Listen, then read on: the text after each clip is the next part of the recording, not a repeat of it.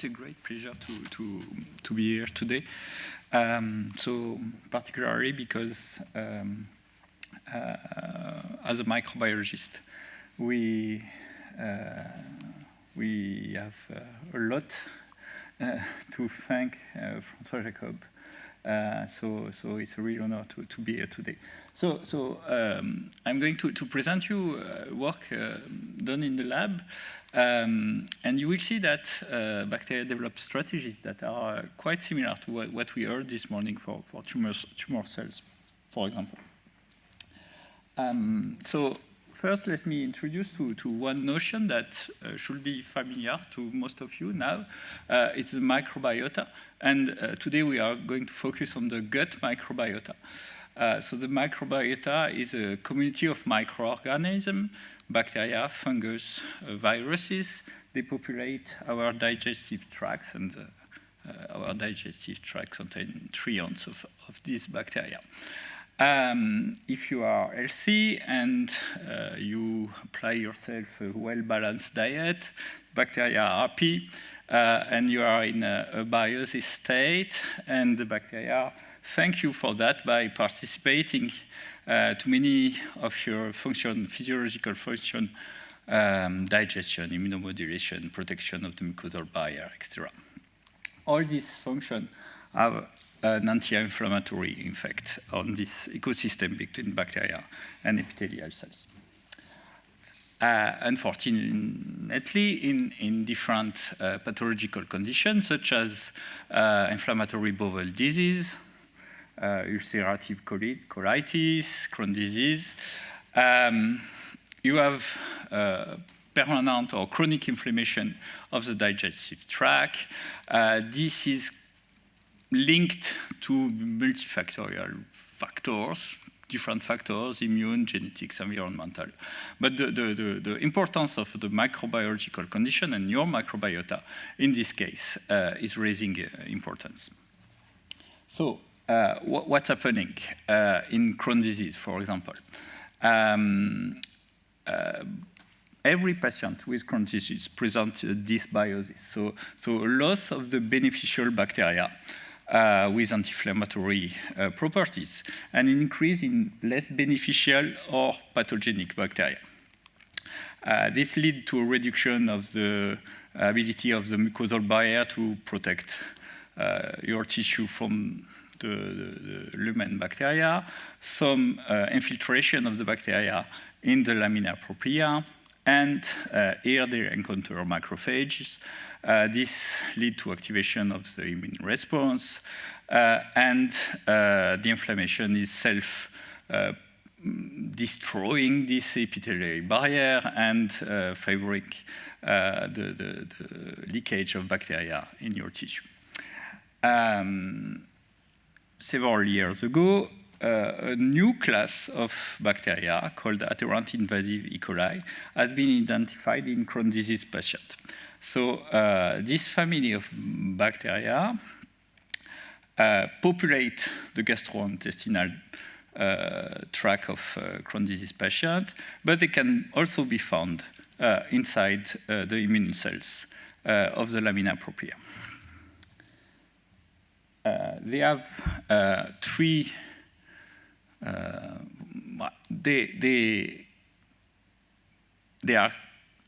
They present a high prevalence in Crohn disease patients.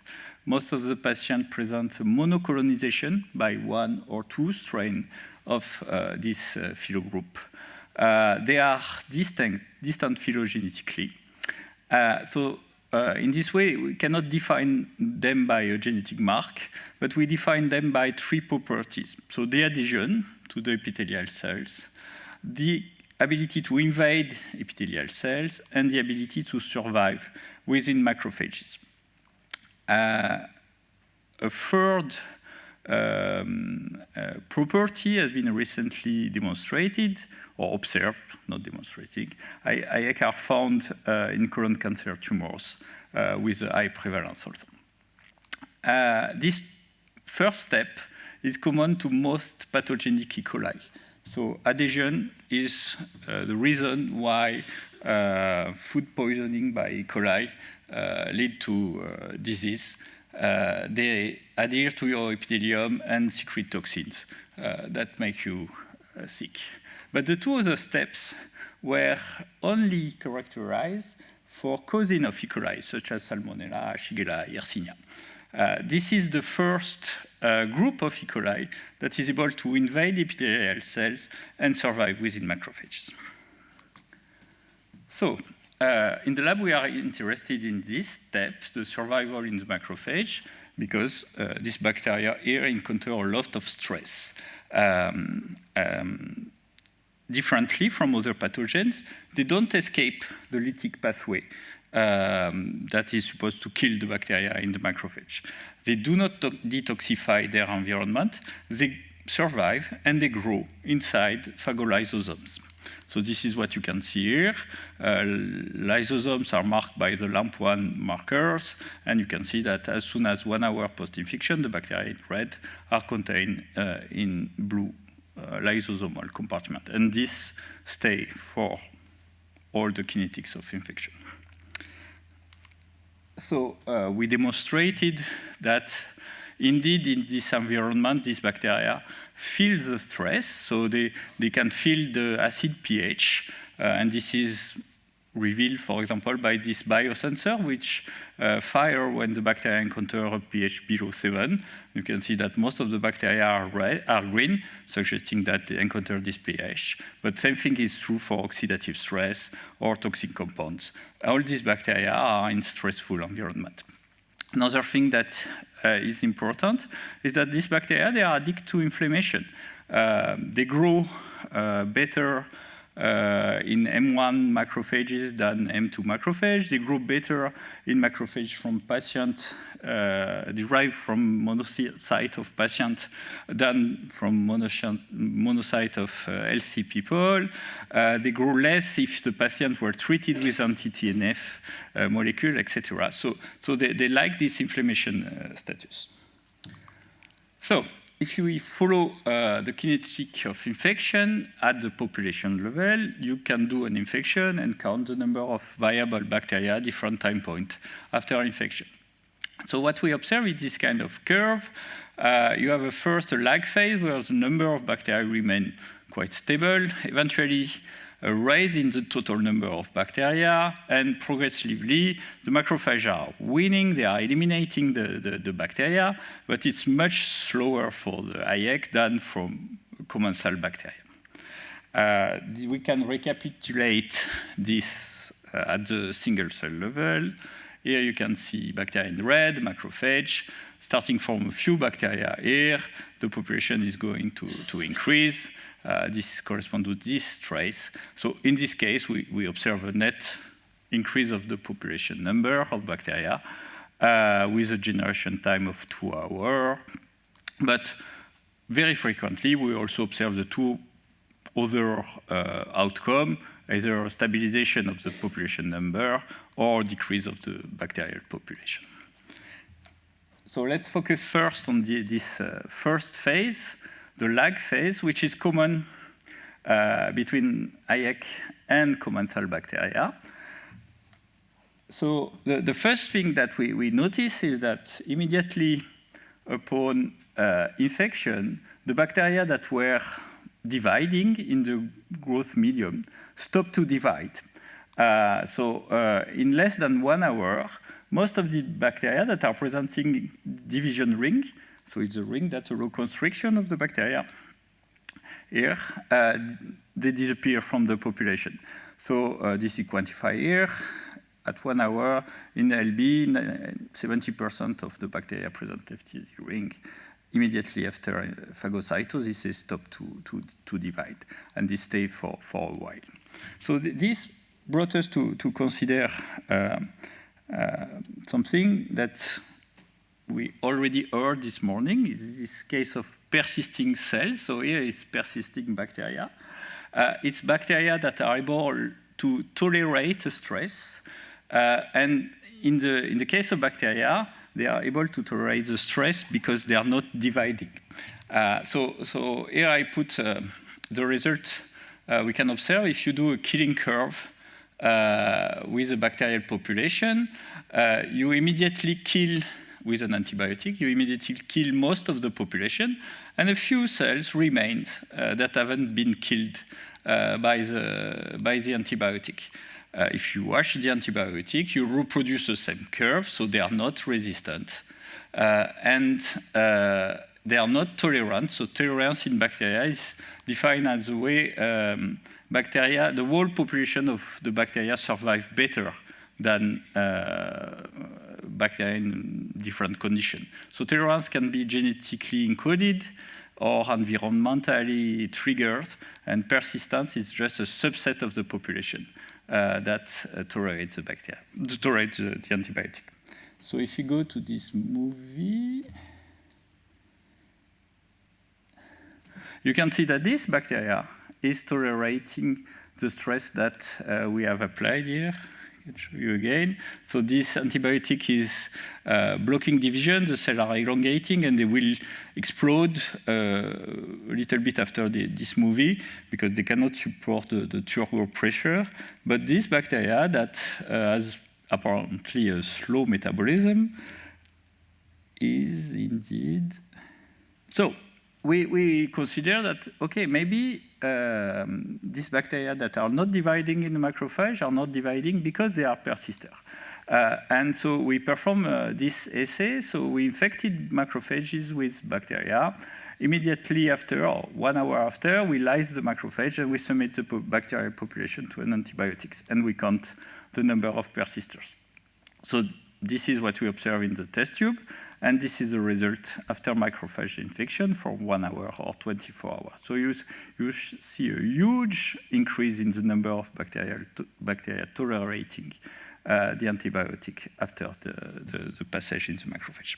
So the easiest explanation will be, okay, the stress generated by lysosome are responsible for this switch, and the bacteria switch from replicative to non-replicative because they are stressed by acidity or oxidative stress. And actually, this is not the case. So here it's an experiment where we perform an infection, we follow acid stress response, but we can follow the stress response with green reporter, and we do that either in untreated macrophages population or macrophages treated with bifidobacterium, which block lysosome phagophore fusion and therefore block acidification and oxidative stress of the vacuoles. So you can see that at time 0 of infection, most bacteria are red in both situations.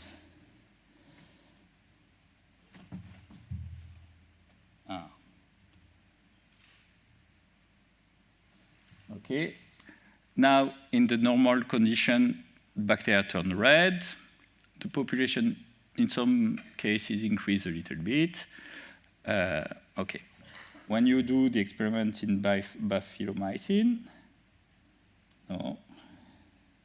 If I do this experiment with bifidobacterium, you see that the bacteria, they don't turn red, except for a few, but they don't multiply. So just removing the stress is not sufficient to allow the bacteria to multiply.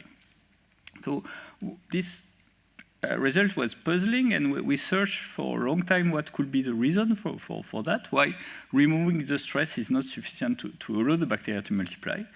And screening for different stress response, we found one which is very efficient at limiting the number of viable bacteria and limiting the number of persister bacteria.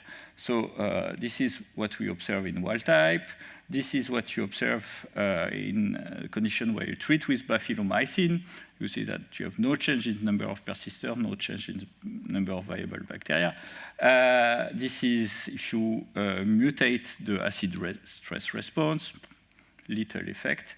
But when you mutate the stringent response, so SR is stringent responses, you decrease a lot the number of viable bacteria 6 hours after infection, and you decrease a lot the number of persisters that the bacteria is able to form. So what's this stringent response? Actually, stringent response is the ability to sense the nutrient availability in the cell. Amino acid deficiency lead to the positioning of uncharged tRNA in ribosomes. the activation of an enzyme called REL-A, and REL-A allows the synthesis of PPGPP. PPGPP binds to different proteins, but one of them is a transcription factor called DKSA. DKSA and PPGPP inhibits transcription of ribosomal proteins, and this is very useful because you don't have amino acids, so you don't want to translate here. And you can see that all the genes involved in ribosomal protein synthesis are downregulated in the macrophages. And PPGPP also, with DKSA, activated the synthesis of amino acid biosynthesis, the gene of amino acids biosynthesis. And you can see that some of them, but not all, are overexpressed in these conditions. So indeed, stringent response is induced in the macrophage. And our idea is the following, though. So our working model right now is the following. Dividing bacteria, once they are phagocyted, they are contained in a closed environment of this vacuole where they quite rapidly deplete the nutrients that have been phagocyted with them. And this creates a signal that transfer through the stringent response to block the multiplication of the bacteria. If they are not able to do that, either they will die immediately, we don't know, but they will surely die because of the lysosome fusion that will bring all the toxic compounds that I presented you before. So this state allows bacteria to tolerate the macrophage stress, but also the antibiotic. So in the few remaining minutes, I will just show you what's happening after that, when some of these bacteria are able to exit from this state and multiply.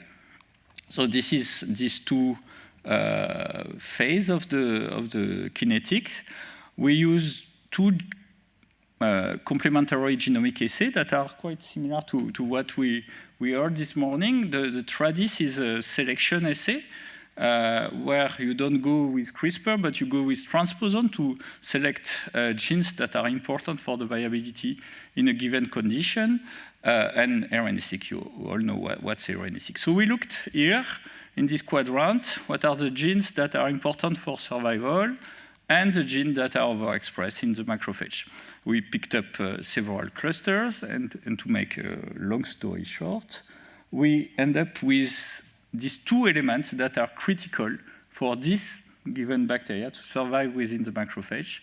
The first thing is that the bacteria need to assemble a matrix, so an exopolysaccharide and amyloid fiber around each bacteria. So it's a matrix that is secreted by the bacteria.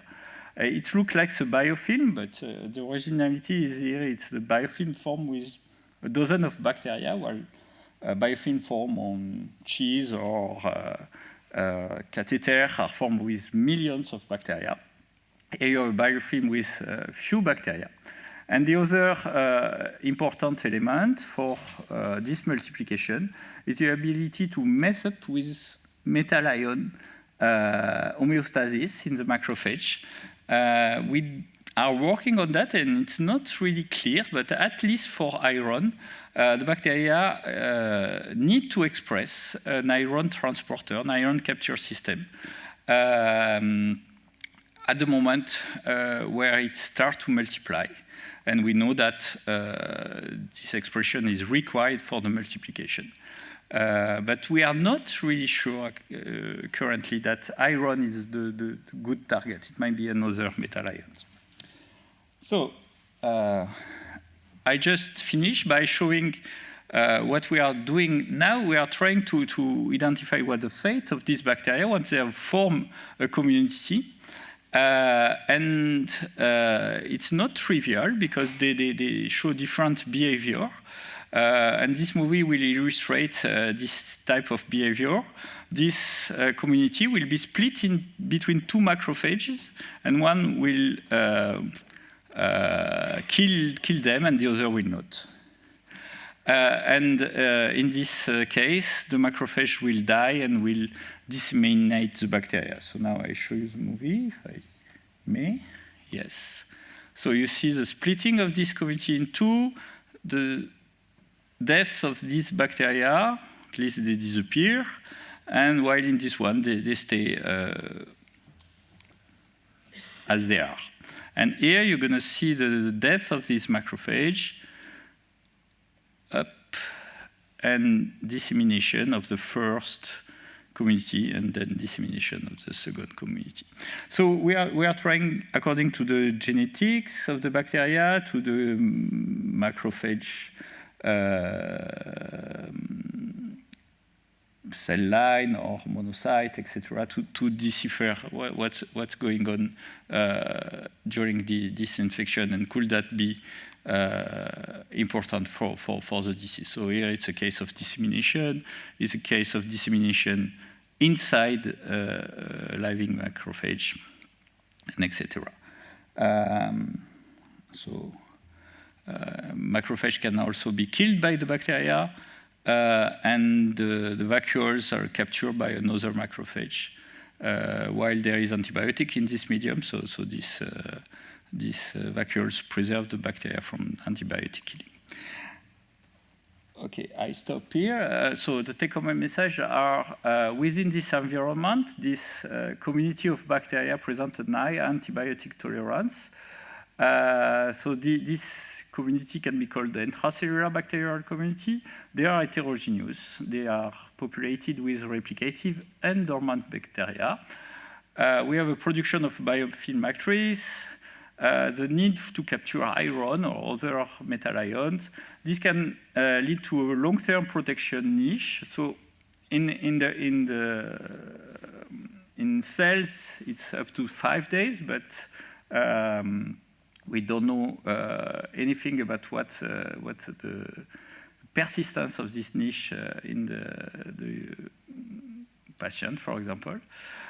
This can lead also to rapid dissemination, as I show you.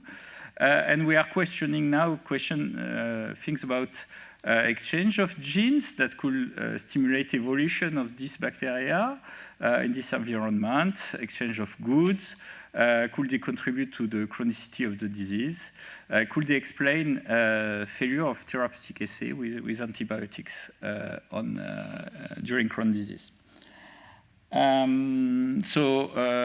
The work I presented today has been performed by Gaël Demar, Victoria Prudent, Parul Singh, mainly that left the lab, and now are performed by Emma, Nicole, and Sylvie, and Stéphane in the group. Thank you very much. Thank you very much.